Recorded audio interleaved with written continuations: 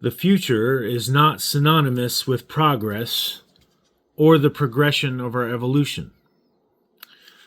The future is a hope we have yet to achieve and attain, and our vision of it is seemingly devoid of any behavioral change and emotional maturity on our part.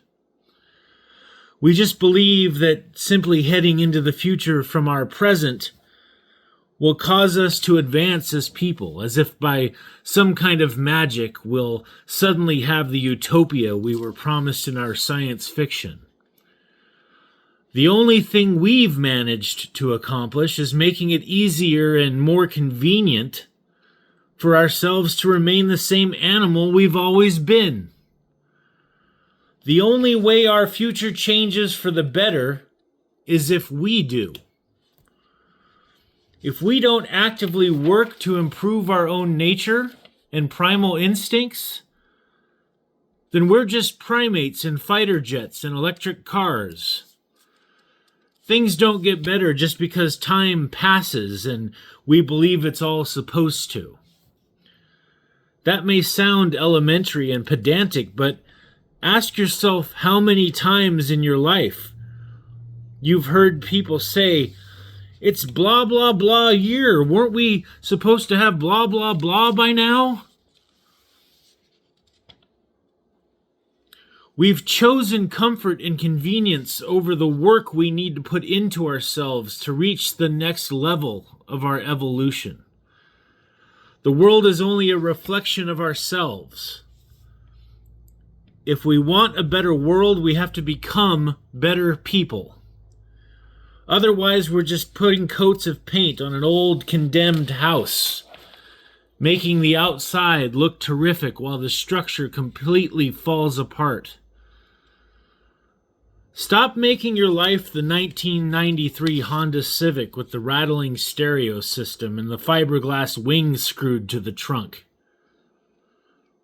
Do something with it.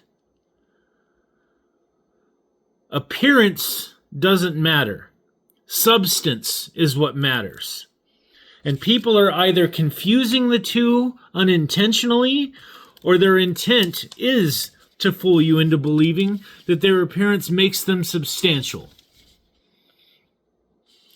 Don't be fooled. Don't be fooled by the garments of the boastful. They're just hoping to impress you with a show. They're a rooster strutting around the hen house. The clothes do not make the man. They are just what shield him from the elements and allow him to weather the world. What makes a man is the mind in his skull and the weight of the heart beating in his chest. Because those things are what tell his hands to either create or destroy. And this is the choice. Some may say it's the only real choice that can be made, which dictates the course of our reality. Will you choose to create, or will you choose to destroy? What does your mind and your heart instruct your hands to do? And yet, there still is a choice more important than this one. What is it? It's the choice to change a destructive heart and mind into a peaceful one. It's the choice to tell your hands to build up what you once knocked down in your ignorance, and to reconstruct what is beautiful upon an already existing foundation. To clear the debris of a life whose time has been wasted, sowing the seeds of avarice and contempt. Sweep it away.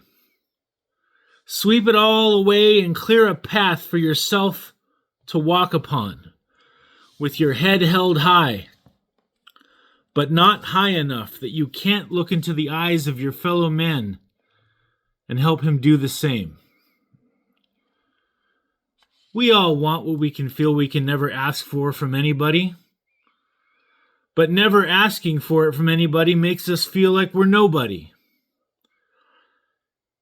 and that we're stranded hopelessly upon a deserted island of discontent and bereavement, pining for the days when the love of humanity reigned supreme over the smoldering embers of a fire once raging in our souls.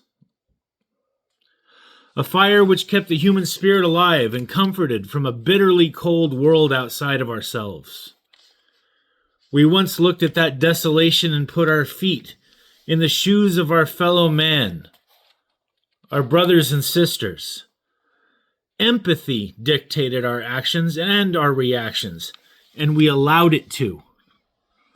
And that is the difference.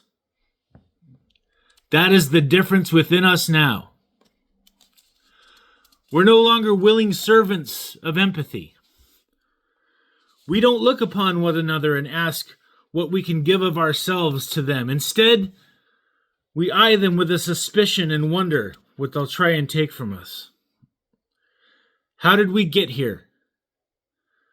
How did we get to this place where our energy is voluntarily spent upon the creation of enemies to put a further distance between ourselves and how we're reflected in the tearful eyes of the ones in need?